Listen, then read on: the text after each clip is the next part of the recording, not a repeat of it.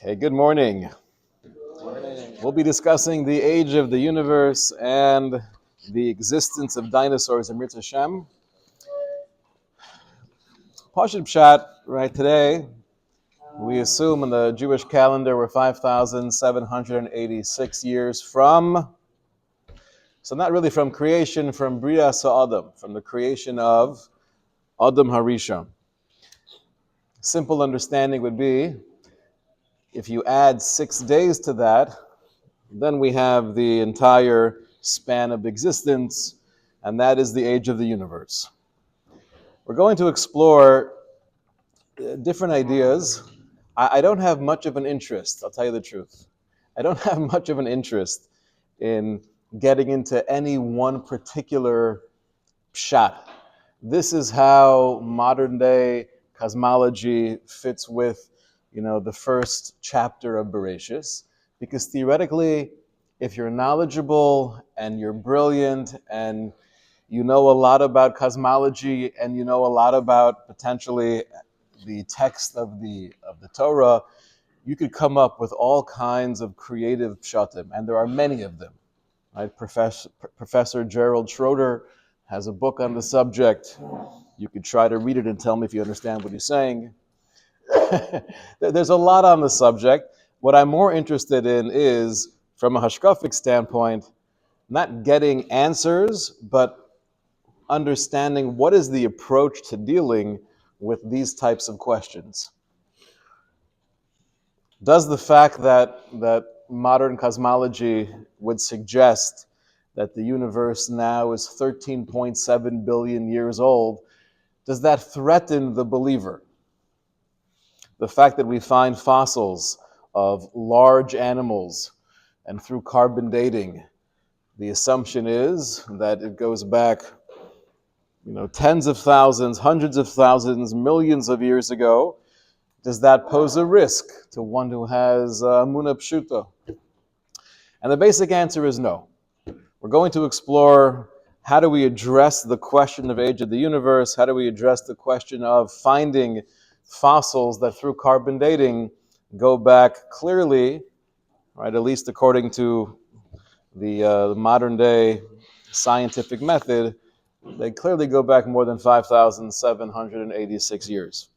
So as a little bit of a background, historically speaking, the whole world of paleontology is not that old. The study of paleontology is obviously studying things that are prehistoric, but the word was only invented in 1822. It was used by the editor of a French scientific journal to refer to the study of ancient living organisms through fossils. And through this study, it contributed to a rapid increase in knowledge about the history of life on Earth and progress towards definition of the geological timescale, largely based on fossil evidence. Some of the first major discoveries took place in the 1840s and 1850s. We have the Neanderthals. They were the first ancient humans to gain scientific and popular recognition. Their fossils began to be found in Europe in the 1800s. Now, we have a quote from Albert Einstein, and part of our job this morning will be to see if we agree with this wholeheartedly or not. Albert Einstein wrote that the truth is there's no contradiction, and there cannot be a contradiction between science and religion. For science can only ascertain what is, but not what should be, and outside of its domain, value judgments of all kinds remain necessary. Religion, on the other hand, deals only with the evaluations of human thought and action. It cannot justifiably speak of facts and relationships between facts. According to this interpretation, the well-known conflicts between religion and science in the past must all be ascribed to a misapprehension of the situation which has been described. Somebody translate this for me? It sounds like Albert Einstein is saying that a contradiction only exists when you have two different sources addressing the same thing and they're saying something different. That's a contradiction. If we assume that science is only the discovery and the verification of reality, but it's not giving us any whys or shoulds. It's just telling us what there is. And religion, on the other hand, is the evaluation of human thought and action, what should be, what we should strive for. So then there's no contradiction because we're talking about two entirely different things. Now, that sounds nice and that makes a lot of sense. The only problem is within religion, i.e., the Bible, it seems to also speak about reality, right? The mitzias of Brias Olam. It doesn't only focus on the do's and the don'ts. Now that's really Rashi's first question. Why do we need all of this? Why do we need the Chumash to tell us the history of the world and Maisa Bereshis? Why can't we just focus on mitzvos and averos? Okay, and there are many answers to that question, but clearly the Torah seems to be discussing other ideas besides do's and don'ts. So we'll have to explore if ultimately we can agree to what Albert Einstein is saying. So we know for the vast majority of scientific history, if you were to ask anyone who was a philosopher, who was viewed as a very learned man, go back 800 years ago and ask him the question, how long has the universe existed for? What would his response be? He would say, according to modern day science, the answer is, it's always been here. Right? That was the approach of the majority of Greek philosophers, and that was therefore the scientific assumption for centuries. Matter cannot be created nor destroyed. Whatever is will always be, and whatever is was always here. It just is. That's the Kadmus Olam. To the point, to the extent where when you have Rishonim, like Rabbi Yehuda Halevi and the Kuzari, the Rambam and the Mor Nevuchim, and they speak about the ideas of the Jewish approach to Brias Olam, they almost do so with an apology to the scientific world. You always get that flavor. Even though modern day philosophers are working with the assumption, and this has been the assumption for centuries, that the world, the universe has always been here and it always will be here, that's not our belief.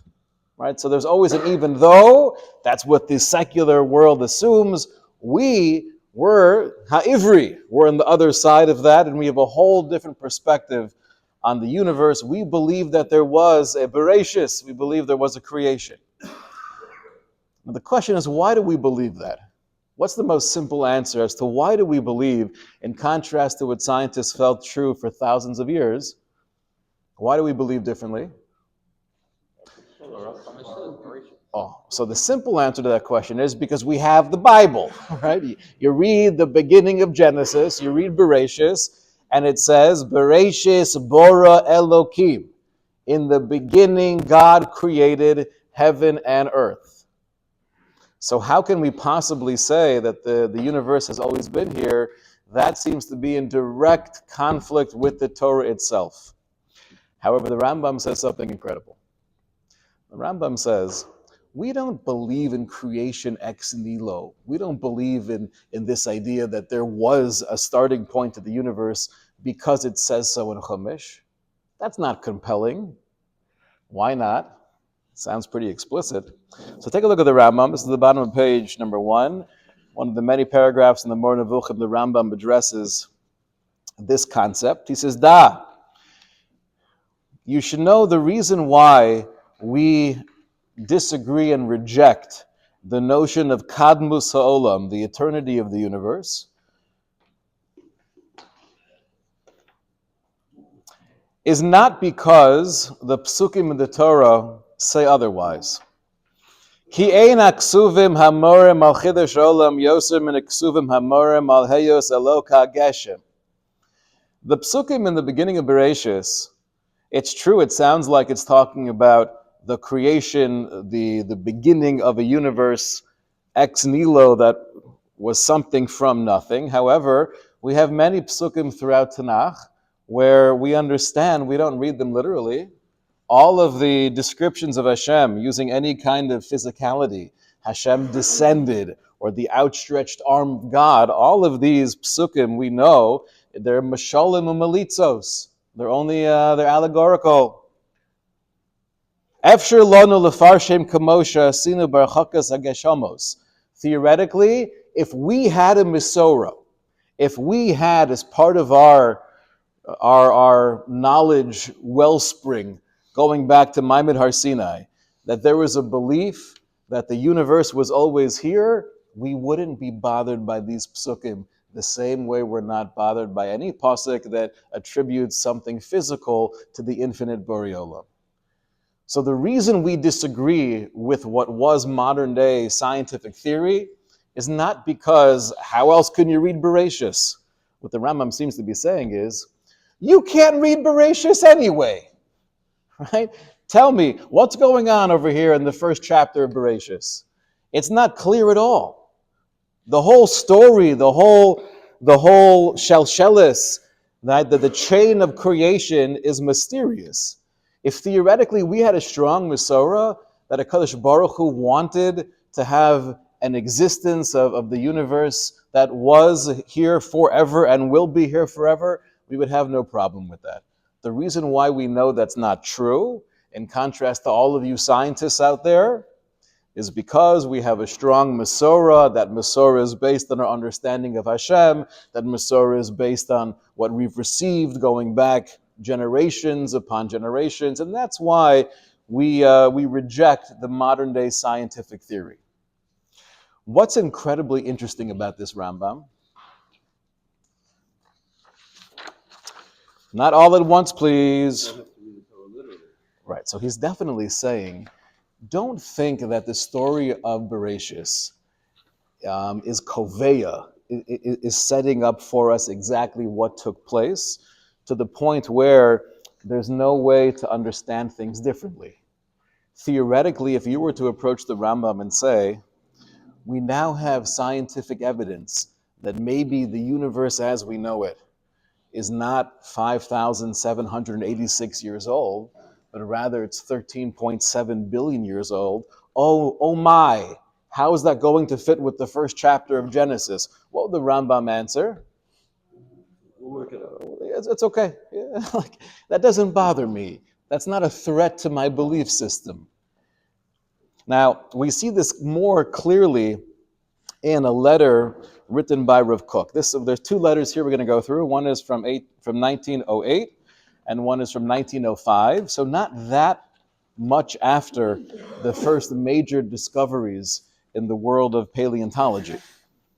So Rav Kook here at number 2. We do have a translation as well, but let's read some of the Hebrew together. You feel it more. It's going to be hard to tell you where I am in the letter because I didn't have time to underline it before I made a photocopy, and last night I underlined it for myself. So, hatzlacha. Okay. This part. So he's writing both of these letters are to a dear friend and a disciple. His name was Moshe Zaidel. He was the great uncle of Yehuda Leib Seidel. And he writes as follows: Daiti bezehi, my opinion regarding these issues of, we forgot to mention one thing. This is a major point. When did the scientific world finally adjust their theory? And they now meaning back in the mid-1900s, they began to reject the idea of Kadmos Ha'olam as well. So that was, what's that? Big Bang. So that was the Big Bang theory, which we're not going to get involved with, that whole very interesting lead up to the Big Bang theory. Rabbi Lawrence Kellerman in his work, Permission to Believe, has a very nice synopsis of all of the discoveries in mathematics and science and the theory of relativity that led up to that position in science. What I've always found interesting is that that phrase, the Big Bang, is always used as the opposite of religion. right? Do you believe in creation, or do you believe in the Big Bang Theory? And the truth is, the Big Bang Theory is probably the greatest proof to Bereshis that science has ever discovered. Meaning to say, for hundreds and hundreds of years, the entire scientific community was of the opinion the Bible is clearly wrong, there was no beginning.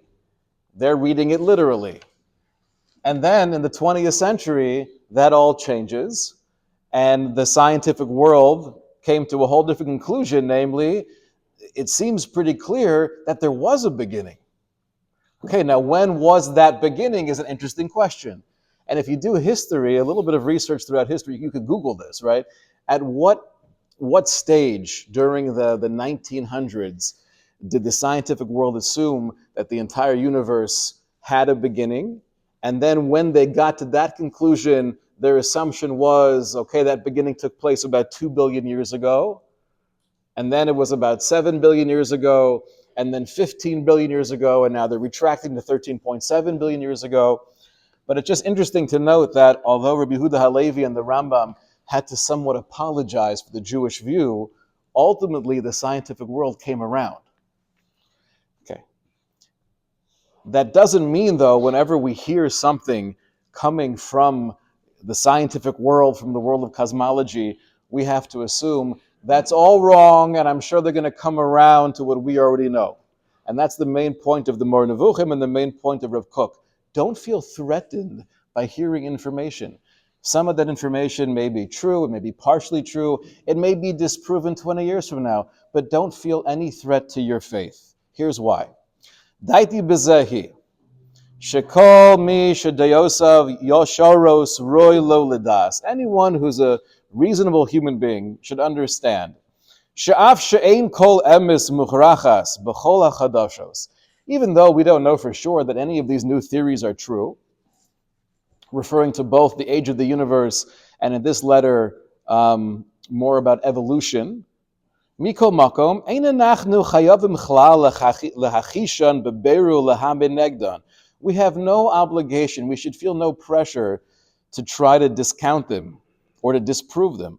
Mipnei she'ein ze klal ikr shel Torah, l'saper lanu uvdos pshutos umasim shehoyu. The intent of HaKadosh Baruch Hu in the Torah, including the first chapter of Genesis, is not to share with humanity what actually happened. Uvdos pshutos. Ha'ikr hu hatoch. The goal of Torah is the panemius, is the inner world. Hasbara hapanemius shebinyanim, understanding the moral and spiritual lessons that we derive from our asik b'Torah. Ikorim shel devarim nemru kavar b'divrei rishonim. These ideas that I'm sharing with you in this letter were already spoken about by the Rishonim, uberosham b'mor nevuchim. Ein lanu shum nafkamina. Im be'emes haya ba'olam hamatzius tur shel zov, shis aneg also adam al rav tuvo gashmis v'ruchanis. People ask the question, what was the Garden of Eden? In what level did that exist? Was that some kind of hidden garden behind Uganda? Or was that a Metzius in a whole different dimension? Says Rav Kook, who cares? Who cares? Or maybe there was kind of, or some sort of evolution, milmata lamala, right? Evolving from lower creatures to higher, more sophisticated beings. Mitachas madrega havoya ad Roma. Vikachi holeches umasala. Maybe there is an evolutionary process that's been taking place. Anu tzrichim rak ledas. The only thing we really care about is sheyesh efsharos gemura. When we read the story of Bereshis and Adam and Chava and Gan Eden, is it true? It's 100% true. What it looked like and where it was and when exactly did it take place, we don't really care. We want to walk away with the moral clarity and the spiritual elevation that comes from studying the Torah. One very basic lesson we could take away is, even if a human being has ascended to the greatest heights, And everything is perfectly arranged for your enjoyment. Im yashchis darchav yuchol la'abed kol asher lo. If you corrupt your ways, if you lose that clarity of machol vaso ba'olomo, then you could lose everything. V'yuchol lahora la'atzmo l'todosav adoros rabim ma'od. You could impact yourself and generations to come. V'zeh halimud yotzei lonu me'uvda. You want to know what's going on with Gan Eden? I'll tell you one very important lesson. You have the capacity, you have Bechira, you could make the wrong choice, and that could impact you and your children and generations to come. That's one important lesson. When we develop this approach to learning, Ein anu nizkokim od lilchom dafke neged hatzir hamisparsem bein hachokrim hachadashim. We don't feel any pressure or anxiety to have to dismiss what modern day science might be sharing with us, the theories that they're now promoting. The kasher ein anu nogim bedavar, when we're no longer nogeya bedavar, so then nuchal lishpot mesharim, then we could analyze it, right, with a clear mind and a clear heart. We don't feel threatened by it. Then he says something regarding evolution. Regarding the idea of this evolutionary process, you should know this theory is also in its very inception, and a lot will change even in this theory. And he actually predicts. He says the way things work generally is that when people feel there's a good theory, then they almost become religious. And even when there are gaps and there are holes in that theory, he says, trust me, they're going to find ways to fill those gaps. But ultimately, it's not nogeya. It doesn't bring any sense of pressure or risk to Mayamuna. And then he concludes here, this is the very top of page 3, B'chlal zehu klal godol b'mechemes hadeos. You should know, this is a guiding principle when it comes to the struggle of ideas. Shekol deya haba listor eze davar min haTorah. Whenever you hear somebody share something with you, you read an article, or you have a textbook as you're studying biology, and there's something there that seems to be in conflict with the Torah, don't feel threatened to have to slug it up. What do? Rather, livnos es arman haTorah mimala. You could always build the palace of Torah within and above this particular theory. So this is one very interesting approach, which is very much what the Rambam seems to be saying in the Moreh Nevuchim. We don't really have any clear faith regarding the how or the what, right?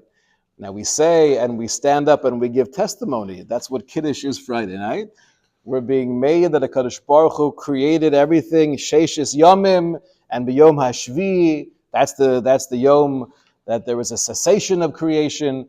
What exactly that looked like, how long did that process take? Or Cook is saying, don't be distracted by that. And I want to share with you one other letter here where he now addresses really the issue of the Minyan Shnos HaYetzira, the calculation of the age of the universe. This is on page 5. He says, regarding the calculation of the age of the universe, Kach hi halacha ravachas. This is the general assumption. Shehayu kavar tekufos rabos kodem leminyan tekufasenu, hu meforsam b'chol ha'mekubalim hakadmonim. The idea that there were many periods of existence before our own, that's something that's well known and accepted amongst the philosophers and the mekubalim. We find an allusion to this in the Medrash Rabbah, that HaKadosh Baruch Hu was bona olamos u'machrivan. Hashem created worlds, then He destroyed them. And the Zohar in Vayikra says, Shayu kama minei anashim chutz me'adam shenemar b'Torah. That there were many different types of humanoids, even prior to Adam, that are spoken about or alluded to in the Torah. Ela shesham tzarich lahaskel yofes malitzos hamukos. But obviously, he says when you're quoting something from the Zohar, don't take that at face value either. You have to understand what the Zohar is referring to. Im kain osan hachafiros moros lanu. But therefore, when we hear about the excavations taking place and the discovery of these massive animals that are now extinct, so that's only a beautiful, eloquent testimony to what we've known for hundreds and hundreds of years from the Mikubalim. That yeah, there were tukufos, there were periods of times, there were different forms of life that existed well before our own. Shafilim haya misbar lonu, shayaseder yitzira bederech ispatchus haminim. And even if theoretically we would get to a point where it's no longer a theory of evolution, somehow we could prove that there is an evolutionary process taking place. Shanu monim kfiya pashtus shel psuke haTorah. We don't care. Our calculation is based on the pashtus of psuke haTorah, shenogea lonu harbe yoser mikol hayedios hakadumos, which is much more relevant to us than any of the theories calculating the age of the universe. Shein lahenam imanu erech meruba. They don't have much value to us. They're interesting to explore. If you have that kind of personality and you have that kind of interest, go for it. V'hatorah vadai sosma ma'maisa bereshis. The Torah itself, though, doesn't give any clear description of Maisa bereshis. V'divra beremizos u'mishalim. We all know that the description of Maisa Bereshis, that's included in what we refer to as the secrets of Torah. So he says, let me ask you a question. If it was as pashut as it seems, by opening up the King James translation of Genesis chapter 1, and you could just read the sequence of creation, then it probably wouldn't be called Sisrei Torah. Okay. He goes on to say in this letter, again, this is to Moshe Seidel, Aval al kol panim ein shum stira l'shum davar min haTorah mikol deya machakris sheba'olam klal ela she'ein nachnu tzrichim lekabel hashoas levados. He says, one thing you should be careful with is, don't take what I'm saying too far. What I'm sharing with you is that there's no need to feel threatened that maybe this new discovery or new theory is somehow contradicting my belief in Torah min hashamayim. On the other hand, don't accept everything you hear as Torah misinai.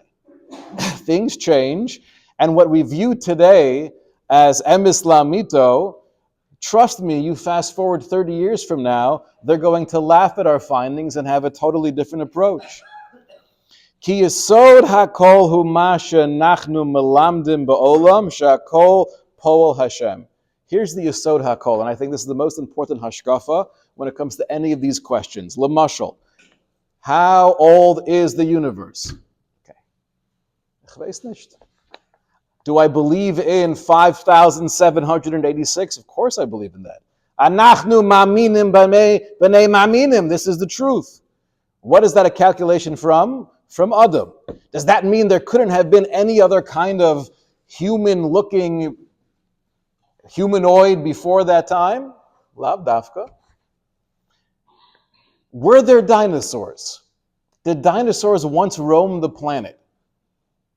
So the pashut pshat is, if you find massive fossils of creatures way underneath the surface of the ground, I think it's reasonable to say they probably once roamed the planet. And that's not at all in conflict to our emunah, at all. Okay, but through carbon dating, it seems to date these fossils going back more than 65 million years. How do you address that? The real answer is, who cares? Maybe they're right, maybe they're wrong. Maybe it's really 95 million years. Maybe it's only a few thousand years. It has no impact on my emunah.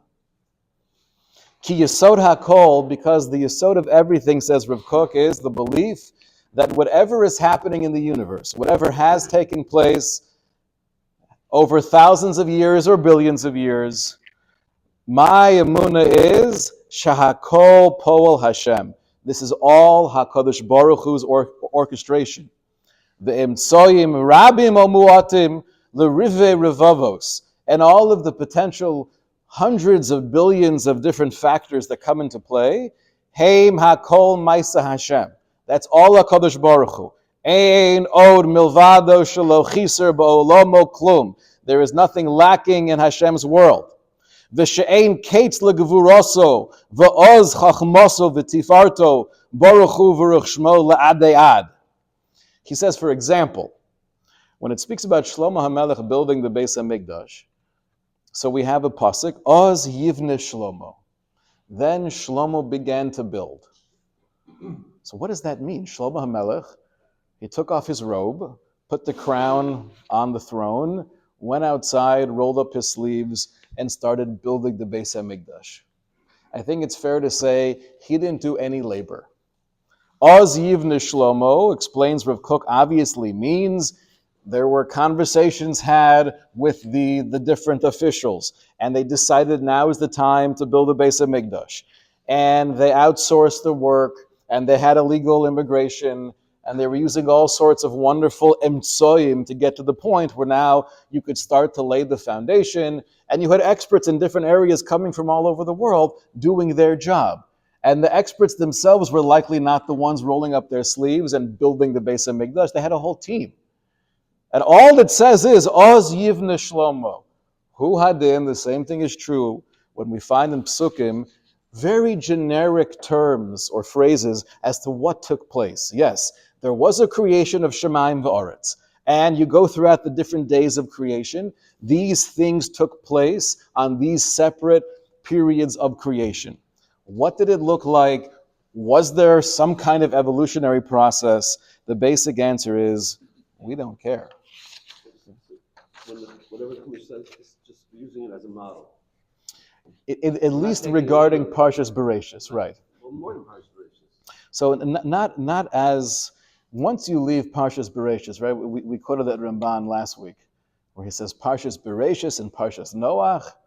There you could take nothing at face value. Rabbi Yeruchim Levovitz writes in the Das Torah that reading Parshas Bereshis is like reading the Zohar. You could read the Zohar in English translation and think you understand what it's saying. But trust me, you don't. That's Parshas Bereshis. But when we say 6 days, 57 days, it's just a model. Just the model. It's all true. What does that mean and how does that fit into everything else we know? These are all interesting questions. But we're willing to accept that this is Sisrei Torah. Now, I do want to share with you, there is a famous piece here, this is on page 7, a famous article from the Tiferes Yisrael, who was the great commentator on Mishnah, 1782 to 1860. So he lived mamish in this time where these discoveries were taking place. And he has what's known as the Drush Orach Chaim at the very end of Seder Nezikin. And this was the source of a lot of discussion and some pushback. But I want to share with you a few ideas of the Tiferes Yisrael. Starting here at the 3rd paragraph. As it's stated in Bereshis Rabbah, it was evening and it was morning, thus raising the difficulty that since the sun had not yet been created, how was there morning and evening? So the Medrash says, from here we derive that the dimension of time existed before this. This teaches that the Holy One, blessed be He, created worlds and destroyed them, saying, this satisfied me, this does not satisfy me. This is the Chazal that Rav Kook quoted as well. Bona olamos umachrivan. In order to perceive the matter more completely, the Rabbeinu Bechaya, in his commentary to Parshas Bahar, where it speaks about the Shemitah cycle, he hints at a wonderful secret, that's quoting the language of the Rebbeinu Bechaya, that the world will be built up and destroyed 7 times, corresponding to the 7 Shemitah cycles leading up to the Yovel. And in each of these Shemitah cycles, he continues, the world is in a greater state of perfection. So this idea that we find in the Rebbeinu Bechaya It's also mentioned by the Ramban and the Ibn Ezra and the Rekanti and other Rishonim. There seems to be a belief that there is an evolutionary process, at least on a cosmic level. Okay. This is the very bottom left paragraph. Those privy to the secrets of Torah whisper that the 7 cycles of the world correspond to the 7 days of creation. That somehow, if you look at each day of creation, that day is giving us an overview of the vibe and the energy of one of the 7 Shemitah cycles. Each one preparing for the day to follow, laying the groundwork for the next level of Hashlama. God's secret is given to those who fear him, referring to those who have a tradition of Sisrei HaTorah, that we are now in the 4th cycle. Now, this is very relevant. Not really, right? But what cycle are we presently in? And this Lemaisa, there is a debate, done a little bit of research throughout the years, that there is an understanding, according to many, like the Tiferes Yisrael is quoting, that within this theory that there's the Shemitah evolution of cosmic completion, we're in the fourth round. According to others, we're actually in the 7th. We'll find out when we get there to the finish line. But that's an interesting machlokus. Then on page 8, he speaks about geological and paleontological discoveries. He says, now, my dear friends, see how firm is the basis upon which our holy Torah rests. You think what I'm sharing with you, that there were previous worlds that were created and destroyed, is just some kind of Kabbalistic secret, and you have no verification to that? For this secret was revealed to our ancestors and teachers, and they revealed it hundreds of years ago. And now in our time, we find this again most clearly visible to our eyes in nature. So what's incredible about the presentation of the Tiferes Yisrael is that he doesn't feel the need to apologize or to feel threatened by these discoveries. Oh no, they're finding things, and they're using carbon dating, and the half-life is going back potentially tens of thousands, hundreds of thousands, millions of years ago. He didn't find that as a threat. He heard about this, right? He woke up one morning after Shachris, I assume. He was reading the paper with a cup of coffee, and he's seeing pictures of these fossils. And so, wow! Ma rabu ma'asecha Hashem kulam b'chachma asisa. It's mamish, we could use this for our next discovery seminar. He says, the spirit in man which yearns, which desires to uncover all hidden matters, has now found these incredible fossils. And they verify what we've always known. Top right, natural scientists also write that evidence exists that the earth received a terrible blow, and that by this blow the earth was blasted and made desolate. Okay, we have craters. The assumption is that there were impacts that took place in planet Earth. Very likely, right, one or many of those crater impacts probably did something. Maybe that was the source of extinction of the dinosaurs. Maybe not. Who knows? But again, who cares? Interesting. Likewise, in the year 1807, according to their reckoning, they found in Siberia a great elephant, Masha Nikra Vuli Mammoth. So too they found in the depths of the highest mountains on earth creatures of the sea which have fossilized and become stone. We already know of the bones of a giant creature found in the depths of the earth around the city of Baltimore in America, whose length is 17 feet. And then the last paragraph is, from all this, it is clear that the teaching of the Kabbalists hundreds of years ago, that the world has been destroyed and renewed over and over again, as many as 4 times, each time in a more perfect form, is shown in our time just to be just and true. So he was not at all threatened by new scientific discoveries. If anything, the Tiferes Yisrael was saying, this is a beautiful chizik to our Emunah Pshuta in what we've known for hundreds of years. Is he saying that this earth is not quite destroyed? In other words, it wasn't like destroyed, like completely gone, and now we created H2? Because then we wouldn't have any remnants. Yeah, so this is very interesting. According to the Tiferes Yisrael, his understanding of HaKadosh Baruch Hu being Bori Olamos Umachrivan doesn't mean that Hashem destroyed them in Gansen, mamish obliterated, to use the word of the president. Meaning to say that when you read that Chazal, right, you have one of three ways of understanding Hashem was Bori Olamos Umachrivan. The first way is the same way we read Bereshis, which is, I have no clue what that means. Right? Is it true? Of course it's true. Okay. The second way of understanding that, just to clarify the first way, when we say we have no clue what that means, what we're saying is this referring to different sviros, olamos that were never begeshim, that were never in physical form, bechlal, and maybe it's referring to different ruchniistic things in a whole different dimension of reality.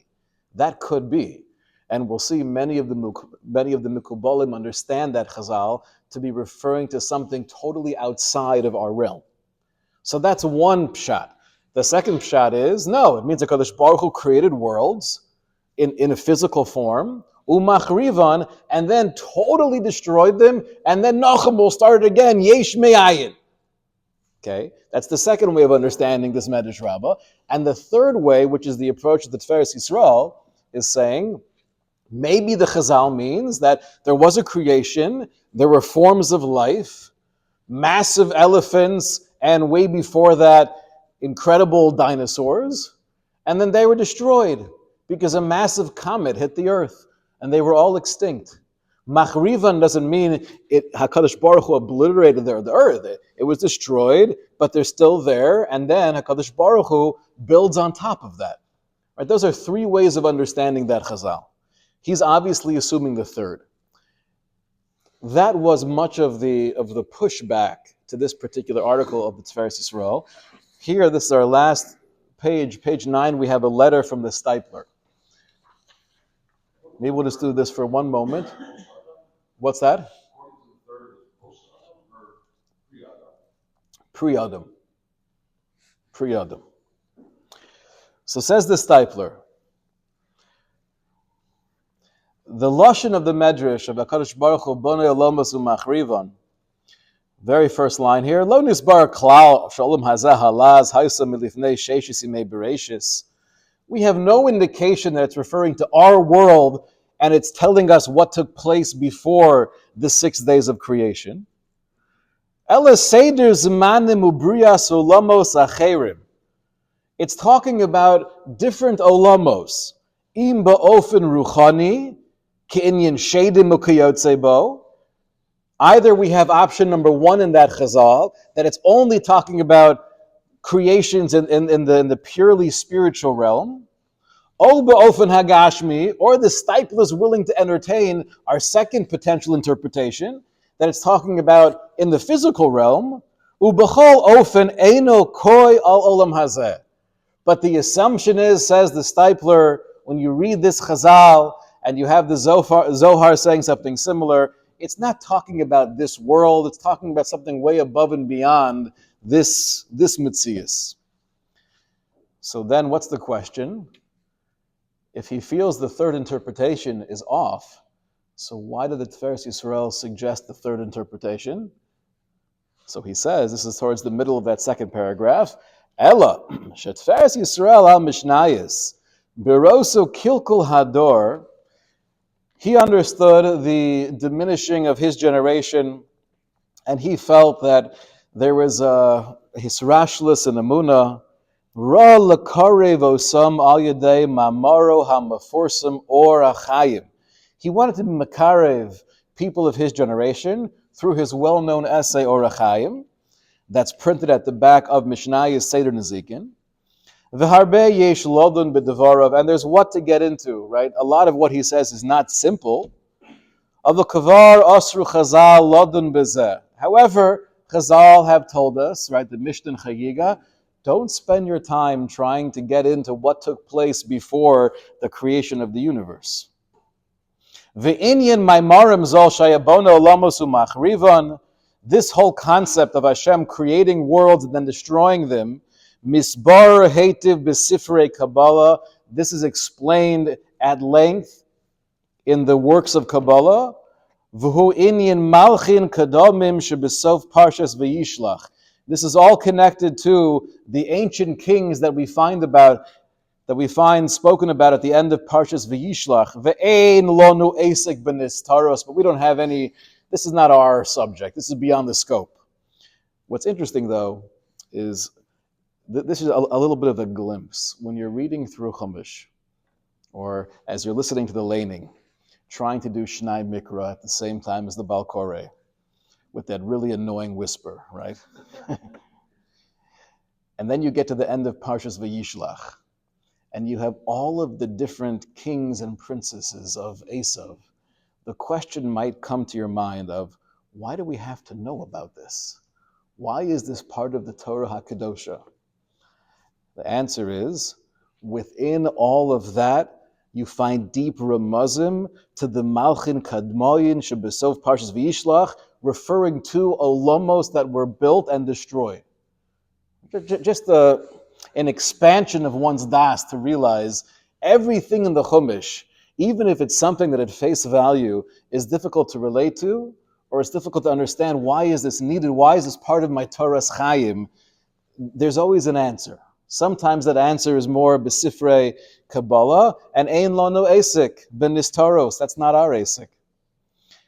What I want to bring up quickly, though, is if he really felt that the third interpretation is not true, why was it okay for the Tiferes Yisrael to suggest that interpretation, even though he had a noble and lofty goal of being makarev people in his generation?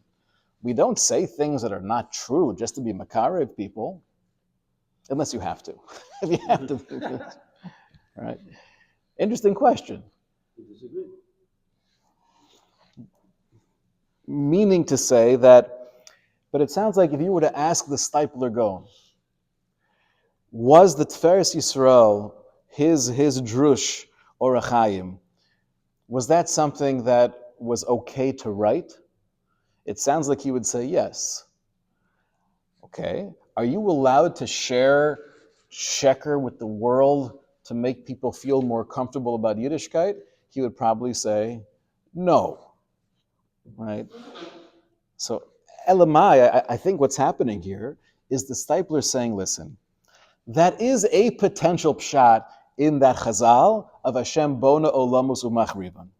That does not seem to be the accepted approach from the Mikubalim as to how we understand that chazal. However, he was sharing this third pshat with the world because he felt it could be a chizik to their emunah. He's allowed to do that.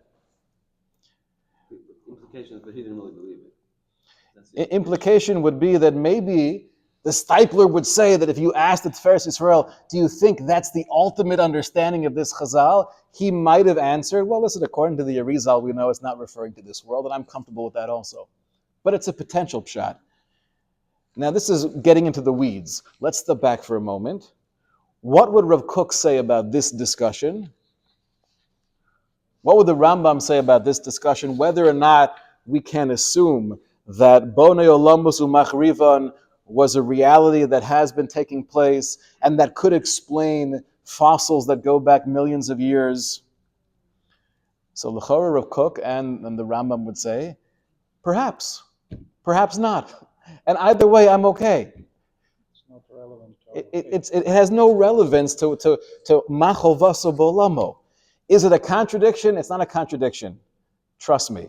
The Rambam told us clearly, if we didn't have a Masorah otherwise, theoretically you could read the first chapter of Bereshis and still walk away with the assumption that the universe has always been here. So I think the main takeaway point is, how old is the universe? Ultimately, we don't know. Do we also believe in Sheishis Yomim? The answer is yes. What exactly did that look like? We don't care. Sheishis Yomim, HaKadosh Baruch Hu created the universe. Yom HaShvi is Shabbos. The creation of Adam was 5,786 years ago. What happened before that? Ein lonu be'esek nistoros. Did dinosaurs exist? Probably. When did they exist? Great question. Doesn't really matter. Have a wonderful day.